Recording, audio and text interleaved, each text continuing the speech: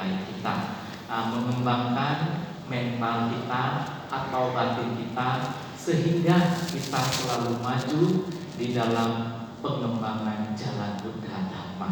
Ya, karena dengan jalan Buddha Dhamma inilah seseorang itu kelak akan tercerahkan. Ya, jadi saat ini kita semua yaitu dalam pelatihan orang yang bisa dilatih. Ya, jadi ada 4. Nah, salah satu kita sebagai manusia, apalagi sebagai umat Buddha yang baik, kita harus mengatakan diri kita orang yang bisa dilatih. Nah, kalau orang yang bisa dilatih, yang mau selalu mengembangkan batinnya, suatu saat dia pasti akan berkembang. Ya. Nah, pada kesempatan pagi hari ini, sebagai umat yang berbakti, Anda telah melakukan limpahan jasa, yaitu menunjukkan rasa bakti kita kepada sanak keluarga kita, para leluhur kita. Ya, jadi kita bisa melihat rasa bakti itu bukan di dalam Buddhisme saja, ya, tapi di dalam ajaran apapun ada. Rasa bakti itu sering dituangkan oleh para penyanyi kita melalui lagu-lagu. Ya, salah satu lagu Ayah, Anda kenal ya kan? Itu ciptaan Dinto Harahap. Ada lagi di zaman saya, zaman lampau itu lagu Mama. Itu dinyanyikan oleh Edi Sitongan. Ya, nah, semua itu, dan ada lagi Ferry Kuslo, Bunda. Nah, semua itu adalah inspirasi, ya, tentang apa? Tentang orang tua kita. Jadi orang tua kita itulah sebenarnya pahlawan di dalam kehidupan kita sebagai rumah tangga. Tanpa orang tua, ya kita tidak bisa tumbuh sampai sekarang ini. Ya, jadi jasa-jasa yang orang tua kita berikan kepada kita harus kita kenal, harus kita tunjukkan rasa bakti itu kepada mereka. Ya, kenapa?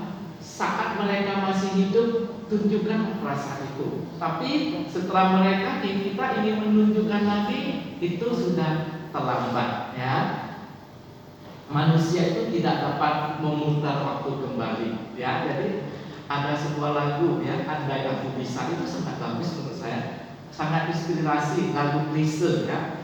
Nah, itu kita nggak bisa mengulang kembali perjalanan hidup kita, tapi perjalanan hidup kita dapat kita menjadikan apa?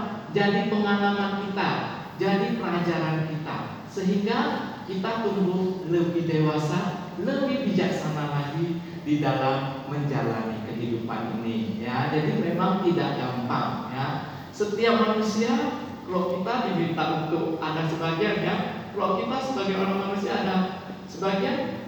Kalau kita diminta membaca buku, ada sebagian enggak mau, ya. Nah, tapi Anda enggak mau, enggak apa-apa. Anda harus belajar. Belajar dari mana? Pengalaman hidup Anda sendiri. Dari pengalaman pahit itu kita pelajari. Nah, dengan pengalaman pahit itu kita tahu kita menderita, tapi berusahalah penderitaan itu kita tidak menyalurkan lagi kepada orang lain. Nah, jadi seperti, ya, seperti orang tua kita, ya, melihat dirinya sudah menderita, pasti dia bertekad, anak saya semoga jangan seperti saya ini. Pasti orang tua memiliki pemikiran seperti ini. Pemikiran seperti ini datangnya dari mana? Tentu datangnya dari cinta kasih. Cinta kasih, kepedulian, keperhatian kita terhadap orang lain. Ya, jadi kita diingatkan, itulah penghargaan kita terhadap manusia maupun makhluk-makhluk yang ada di sekitar kita. Ya, seperti pada pelimpahan jasa ini. Memang kita menunjukkan pelimpahan itu kepada para pendiam. Tapi selain para pendiam, ada makhluk merasa dirinya butuh pelimpahan jasa. Nah, karena mereka butuh, mereka bisa datang, bisa menghadiri tempat di sini. Ya, jadi apa? Kita bisa menerima dengan baik. Nah, misalkan dalam kehidupan ini, orang yang kita kenal, tapi bukan berarti orang yang tidak kenal tidak akan kita temui. Pasti semua itu Anda temui dalam kehidupan ini. Tergantung apa? Bagaimana Anda bisa menerima mereka atau tidak. Ya, kalau bisa menerima berarti orang tersebut akan nyaman. Tapi kalau Anda menolaknya, orang tersebut pasti akan merasa tidak nyaman, ya. Nah, semua itulah proses perjalanan ini yang harus kita pelan-pelan menjalaninya, ya. Dengan menjalani kehidupan ini kita dapat melihat lebih banyak lagi, yaitu apa? Penderitaan-penderitaan, masalah-masalah yang dihadapi oleh masing-masing individu, ya. Kita bisa melihat, oh ibu itu bahagia, cucu itu bahagia, adik itu bahagia, tapi di dalam batin tidak semua orang merasa bahagia. Ada perasaan mental mereka meronta-ronta. Kenapa? Karena keinginannya tidak terpenuhi. Keinginan bisa terpenuhi melalui apa? Merasa puas apa yang dimiliki, ya. Nah, jadi di dalam karunia Metasutta kita diingatkan merasa puas dengan apa yang dimiliki. Kita merasa cukup dan merasa bahagia dengan apa-apa yang kita temui dalam kehidupan ini. Kalau misalkan kita masih menginginkan sesuatu, ya boleh-boleh aja, sah-sah aja. Tapi berusahalah jangan membuat mental Anda menderita, ya. Kalau saat Anda mengetahui, wah mental saya menderita, lepaslah beban itu, ya. Kalau Anda tidak melepaskan beban itu, penderitaan Anda akan berkepanjangan.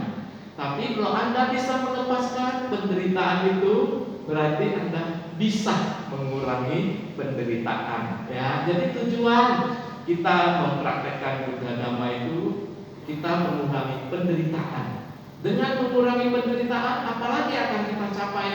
Kita memutuskan roda samsara ini secara perlahan-lahan, ya. Nah, di dalam ajaran Guru Agung Buddha kita selalu diingatkan paticca samuppana, ya, kondisi satu sama lain saling berhubungan. Nah, kalau kita tidak mau memutuskan hubungan itu, tetap akan berlanjut di kehidupan sekarang maupun kehidupan berikutnya. Ya, salah satu yang paling mudah kita jumpai yang bagaimana? Orang yang tidak kita sukai, ya. Kalau kita jumpai dia, kita benci. Nah, kalau kita jumpai dia, kita benci. Itu mental kita harus berubah, bukan orang yang kita benci itu. Mengapa? Karena kalau kita membiarkan hal-hal itu terus-menerus, kita selalu mengkondisikan hal tersebut. Tapi kita menyadari, sadar bahwa oh ini saya salah, saya tak boleh melakukan hal yang demikian. Berarti di sana Anda ada memperbaiki mental Anda. Kalau Anda bisa memperbaiki mental Anda demikian, Anda maju selangkah demi selangkah, ya. Jadi umat yang berbakti ingat, ya, Anda datang ke wihara, di balik Anda datang ke wihara itu, Anda sendiri harus memperbaiki mental Anda. Bukan Anda sendiri, tidak ada orang yang mampu. Jadi biarpun, ya, seorang pujangga yang hebat, seorang penyair yang hebat, kalau kita tidak sadar, kita tidak akan bisa, ya, mengenang kata-kata yang baik, ya. Seperti saya bilang dari awal, lagu-lagu itu menunjukkan motivasi kita untuk menyadari arti kehidupan ini. Tapi kadang-kadang kita tak ada rasa, tak hambar, tak ada apa-apa. Kalau kita dengan sungguh-sungguh merasakan, oh lagu ini maknanya bagus. Setelah maknanya bagus, saya akan berusaha mempraktekkan lagu tersebut di dalam kehidupan kita sehari-hari. Ya, salah satu kita bisa melihat lagu itu sangat penting. Salah satu saat bodhisattva menyiksa diri. Setelah bodhisattva menyiksa diri, lalu karena udah kurus kering, lalu dia terdengar penyair itu dengan suara yang merdu, dengan kata yang pas, terinspirasilah oleh sang bodhisattva. Ya, jadi lagu ini, setelah lagu visual itu pun bisa memotivasi kita. Salah satu, ya, mengapa bodhisattva ini meninggalkan duniawi? Karena melihat adanya penderitaan, usia tua, sakit, dan meninggal. Karena melihat itu, bagaimana hal tersebut nantinya akan dialami oleh diri saya sendiri, ya. Jadi karena hal perenungan yang baik itu menginspirasi kita, sehingga apa? Kita selalu diingatkan memperbaiki batin kita. Nah, dengan selalu memperbaiki batin kita, kita bisa melihat dunia ini lebih jelas, ya, lebih terbuka. Nah, kalau orang bisa melihat dunia ini lebih jelas, lebih terbuka, apa yang terjadi dengan orang tersebut? Orang tersebut akan menghargai orang lain, ya. Menghargai itu sangat penting, ya. Jadi dengan penghargaan kita inilah kita akan damai. Termasuk salah satunya bagaimana para pahlawan kita, yaitu 17 Agustus karena merdeka. Tapi sebelum merdeka, para pahlawan itu berjuang ingin membebaskan rakyat dari tindakan-tindakan yang tidak patut. Itu datangnya dari mana? Dari kepedulian, keperhatian mereka, ya. Jadi kepedulian, ya, ada kepedulian, melihat diri saya menderita. Saya tidak ingin orang itu menderita. Karena demikian dia ingin memperbaiki kualitas dirinya, ya. Jadi selalu ingatlah, ya, berarti dalam kehidupan ini kualitas batin sedikit-sedikit harus kita kembangkan. Tidak gampang, ya, karena kenapa? Kita sudah terbawa oleh karakter-karakter kita, bukan di kehidupan sekarang ini saja, di kehidupan yang lampau. Karena ada kondisi karakter itu terbawa tanpa kita sadari sampai kehidupan sekarang ini. Setelah kita mengetahui apa, perbaikilah karakter yang baik, kembangkan karakter yang baik. Karakter yang tidak baik itu pelan-pelan kita tinggalkan, yaitu selalu melatih mental kita. Dengan salah satu penyebabnya apa? Aku, ya, emosional, ya. Aku ini muncul. Saya lihat rumah tetangga saya punya mobil itu, saya belum punya. Aku kepingin lah.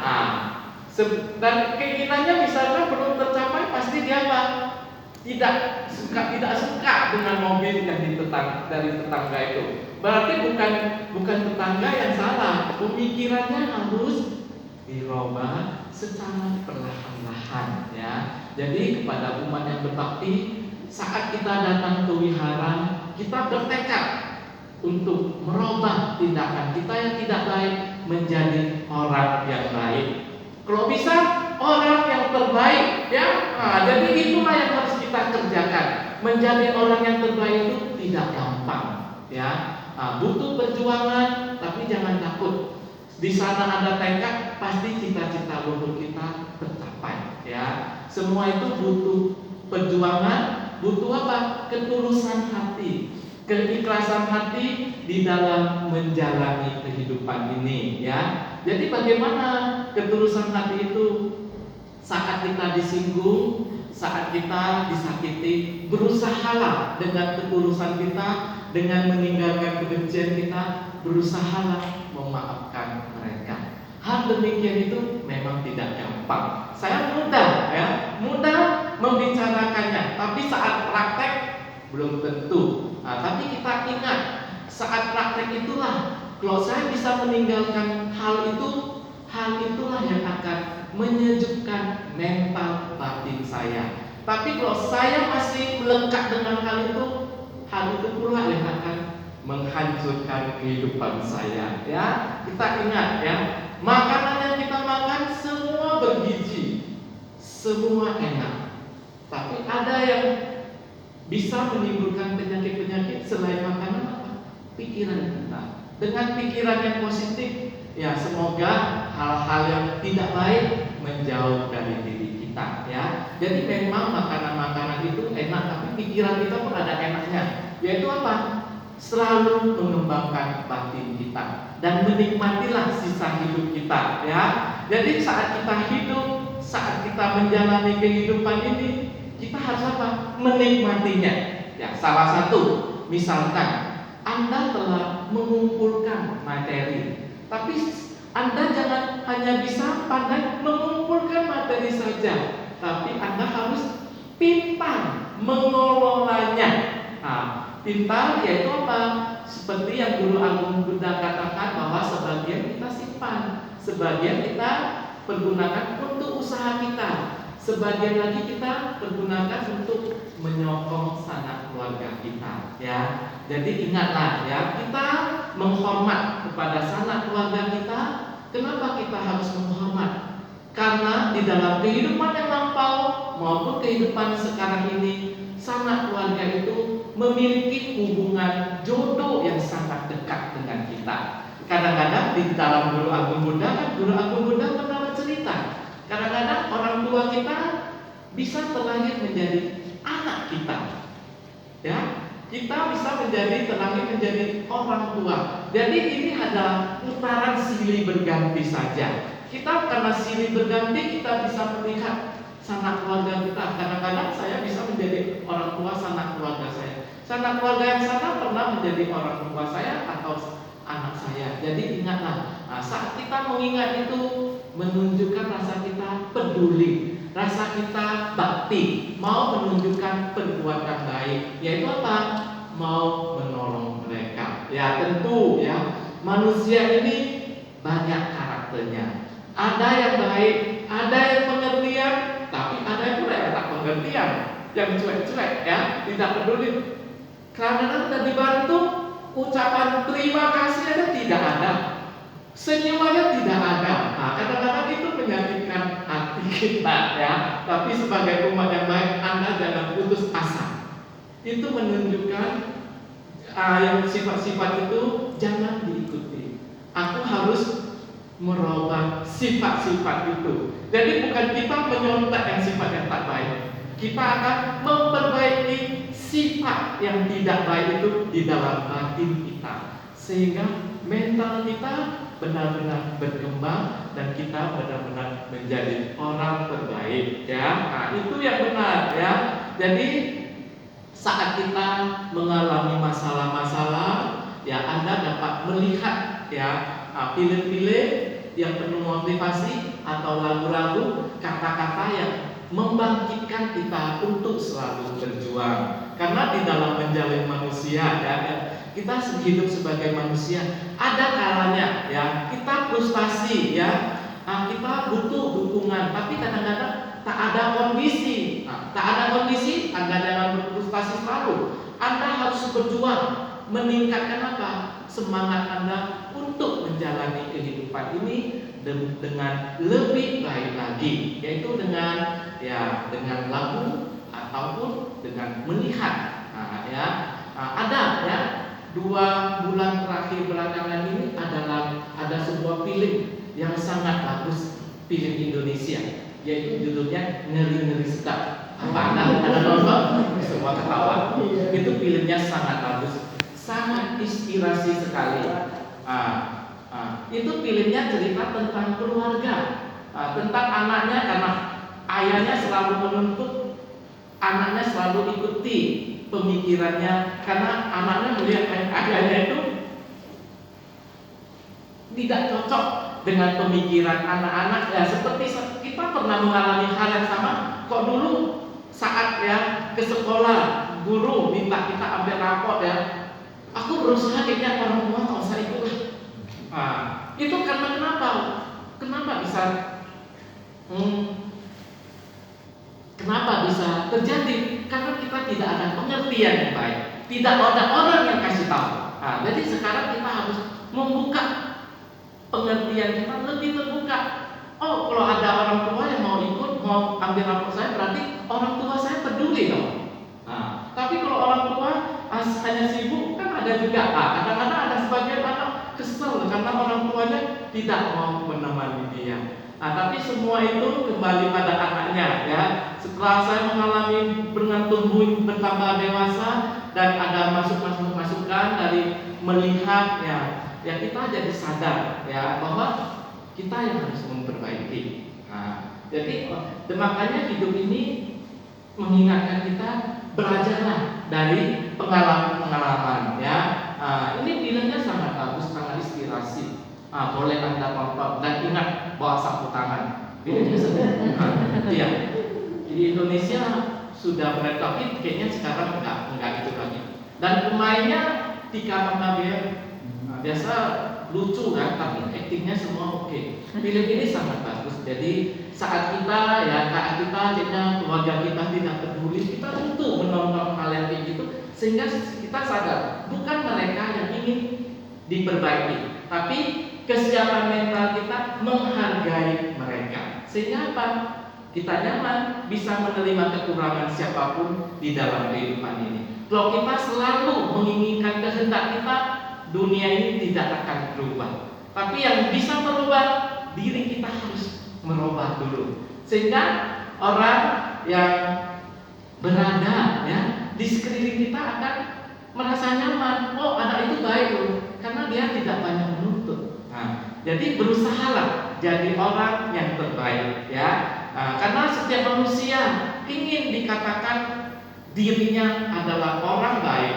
Nah, tapi kita selalu ingin dikatakan baik, tapi kita harus merenungkan, apakah saya sudah menunjukkan sikap yang baik itu kepada orang lain, terhadap teman, sahabat, keluarga. Jadi semua itu pertanyaan bukan ditujukan kepada orang lain.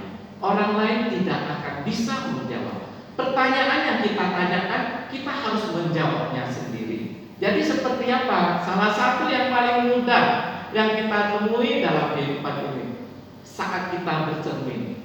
Cermin itu akan pantul ke wajah kita. Ini menunjukkan apa? Sikap apapun yang kita lakukan kepada diri kita maupun orang lain, toh nantinya akan kembali kepada si pembuatnya. Jadi perundungan kali ini sangat bagus untuk perjalanan hidup kita, untuk pegangan hidup kita. Mengapa saya katakan demikian?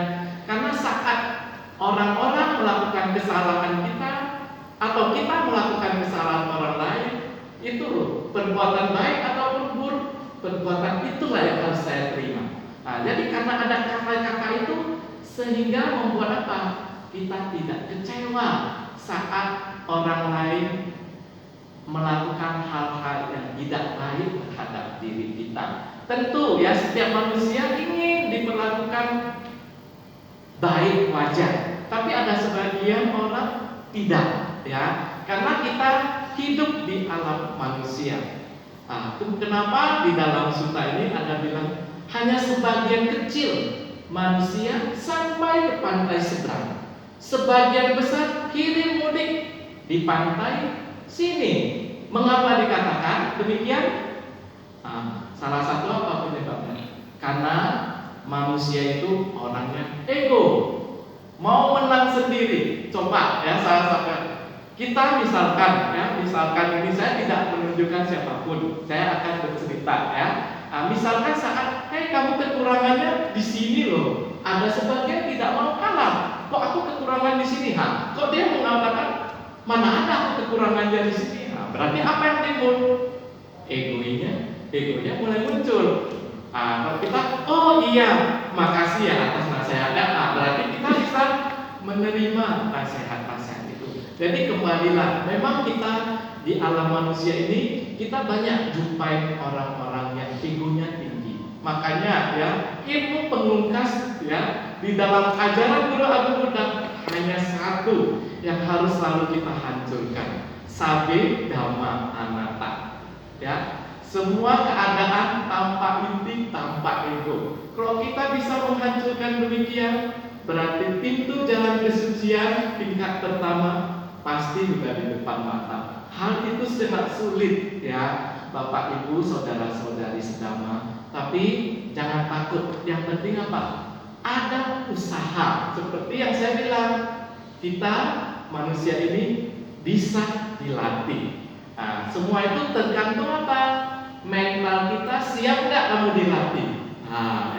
Jadi kalau kita siap, kita bisa menghadapi masalah apapun di dalam kehidupan ini. Jadi kita selalu ingat, bercerminlah kepada diri kita. Salah satu saat orang itu bercermin, wajahnya ada jerawat. Aduh, saya jadi jelek. Kenapa?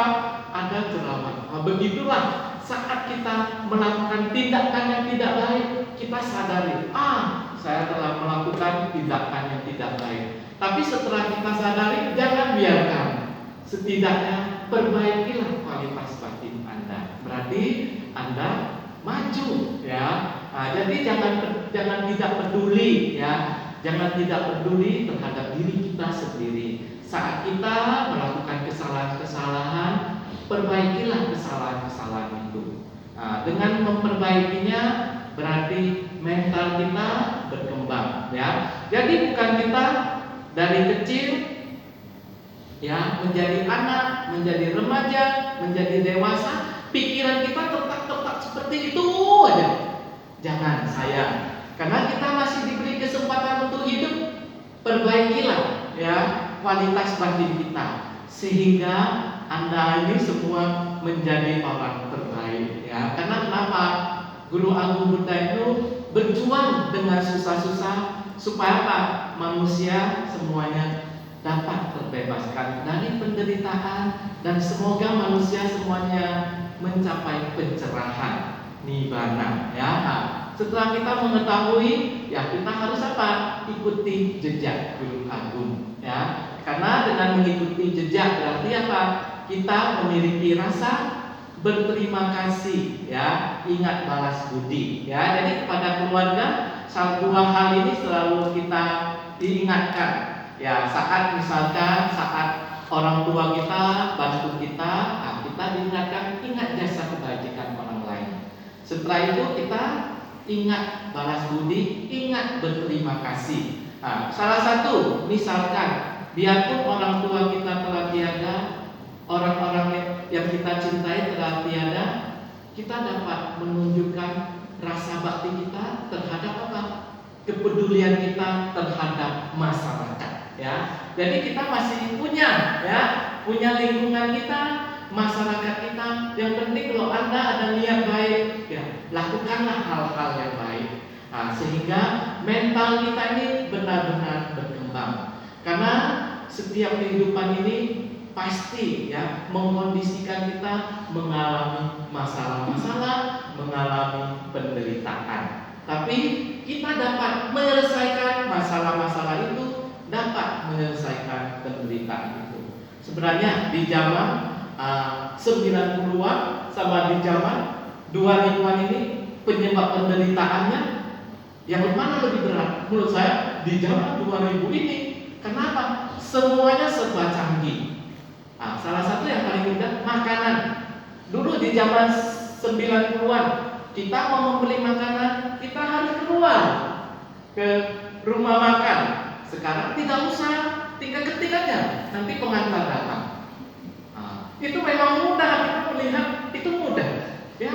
Tapi mental kita, karena dengan mudah itu kita tidak dilatih, tapi dengan berat kita dilatih sehingga kita bisa kuat. Kuat. Kalau orang kuat, kita bisa menghadapi tantangan di masa depan ya. Jadi saat kita mengalami hal-hal yang sulit, jangan takut ya. Selagi kita masih diberi kesempatan, hal-hal yang seberat apapun kita dapat menyelesaikannya ya.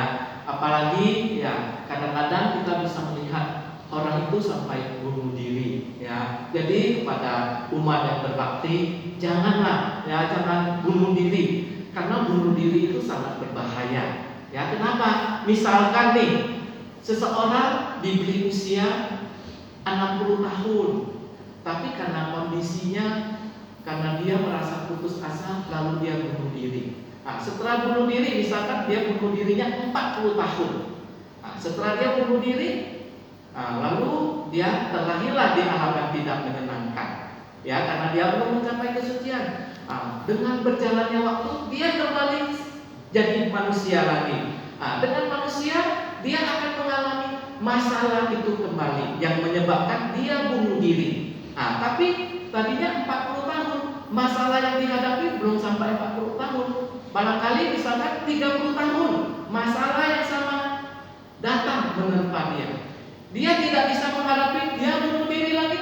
Nanti usianya akan tambah turun. Kalau kita mengerti praktek dhamma, kita harus kuat, harus bertahan. Kalau orang yang tadinya bunuh diri, dia tahu, inilah karma saya, harus saya perbaiki. Dengan demikian, kalau memiliki pengertian-pengertian yang baik, usianya baru bisa bertambah. Tapi kalau tidak, usianya akan turun terus. Jadi bunuh diri ini sangat berbahaya. Jadi tujuan kita untuk menghindarinya salah satu ya, sebagai umat Buddha Anda sering melakukannya, yaitu pangse, memberi kebebasan kepada orang lain. Kebebasan itu akan jatuh kembali kepada si pemiliknya juga ya. Jadi berusaha ya sebisa mungkin dalam kehidupan ini selalu berbagi ya. Berbagi itu tidak semua perlu materi, tapi salah satu yang dibutuhkan pikiran yang baik. Di dalam Dhammapada rokok ya, pikiran adalah sebagai rokok. Jadi ingatlah, memang kita tidak bisa melakukan apapun kepada orang lain, tapi setidaknya kita ada pemikiran yang baik. Pemikiran yang baik itu mengingatkan kita apa? Memiliki kepedulian, keperhatian kepada orang lain. Lalu apa?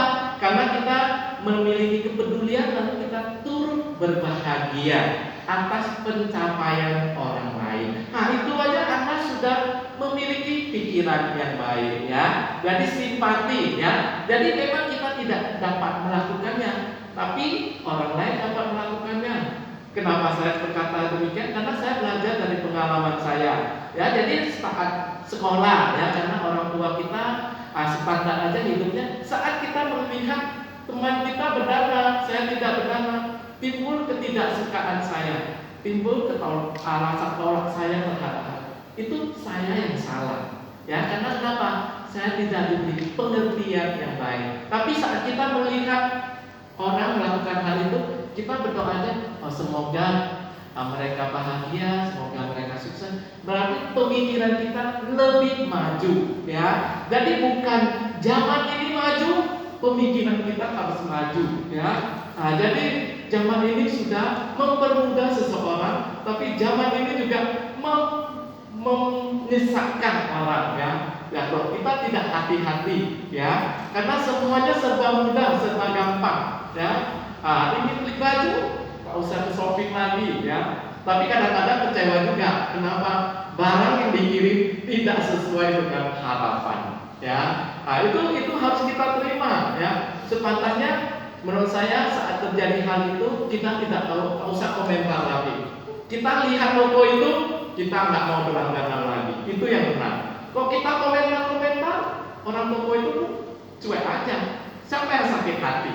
Diri Anda sendiri yang sakit hati.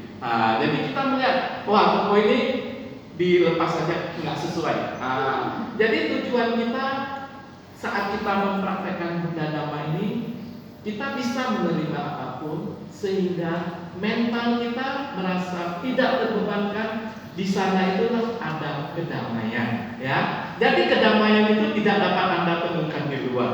Kedamaian itu ada di dalam batin Anda ya. Jadi kita selalu diingat ya, ajaran Guru Buddha ya, ajaran Guru Buddha yaitu salah satunya kita diingatkan di dalam jalan Dhamma saya berbahagia.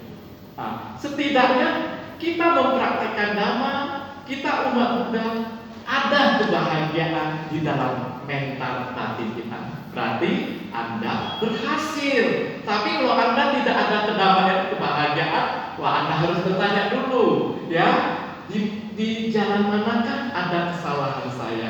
Jadi jangan bertanya kepada orang lain, bertanyalah pada diri sendiri. Kita dapat menjawab dengan yang benar, paling benar. Orang hanya menjawab menurut pengenalan pemikiran saya, tapi pemikiran saya itu belum tentu benar. Saya melihat salah satu, ada umat sering bertanya-tanya, "Bante kayak gini-gini," kita bisa menjawab, bisa. Tapi jawaban yang benar sebenarnya bukan dari saya, dari si penanya itu. Dialah sesungguhnya jawaban yang paling benar. Kenapa? Karena dia yang menjalani kehidupan ini, bukan saya. Saya menjalani kehidupan saya sendiri, Anda menjalani kehidupan Anda sendiri. Jadi tujuannya selalulah membahagiakan mental Anda dimanapun Anda berada. Saat mental Anda gelisah, derita, nasihatilah mental Anda, yaitu sugesti. Kita hidup ini perlu sugesti. Itu kadang-kadang kita sakit, kadang-kadang udah sakitnya beberapa lama kita khawatir, gelisah ya. Kita butuh sugesti butuh nasihat dari diri kita. Memang ada teman-teman yang lain selalu menasihati kita, terimalah, selalu mendoakan kita, tapi kita harus bisa menerima keadaan itu juga. Jadi memang tidak gampang. Dan menurut saya dalam kehidupan ini ada sebagian perbuatan yang harus kita bayar karma kita. Karena kenapa? Kita tidak tahu di kehidupan lampau kita telah melakukan apa-apa. Nah, di kehidupan ini saat kita ya mengalami masalah-masalah yang pahit, ingatlah barangkali masalah ini pernah saya lakukan di masa lampau. Sekarang saya harus apa? Membayarnya. Nah, kalau kita bisa memiliki pemikiran demikian, kita bisa menerimanya, berkuranglah penderitaan di dalam batin kita.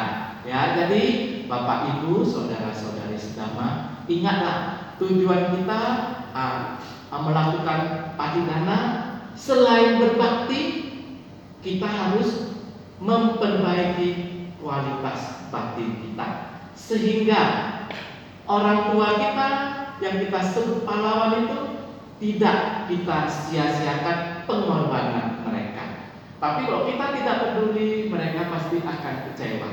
Tapi kalau kita dengan kesungguhan hati menghargai, memperbaiki kualitas batin mereka, setelah mereka mengetahui, mereka akan berbahagia.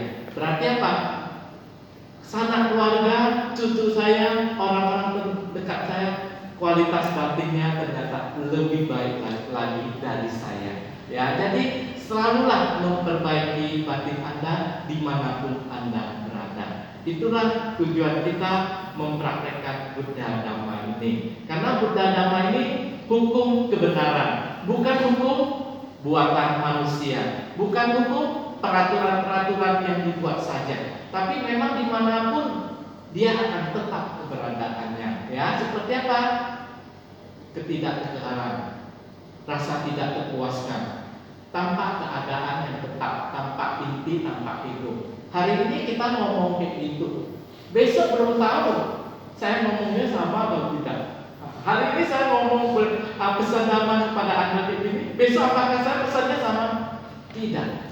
Ya, nah, itulah perubahan, tidak ada diri sebenarnya. Cuman karena emosional kita, karena angkuh kita, ego kita, sehingga kita menjadikan ini loh milik saya. Sebenarnya tidak ada. Ya, jadi selalulah memperbaiki diri sehingga suatu saat kita tercerahkan.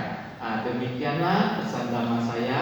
Semoga Bapak Ibu, saudara-saudari sedama maju di dalam Dhamma, sampai serta bawan suci kata. Semoga semua makhluk hidup berbahagia.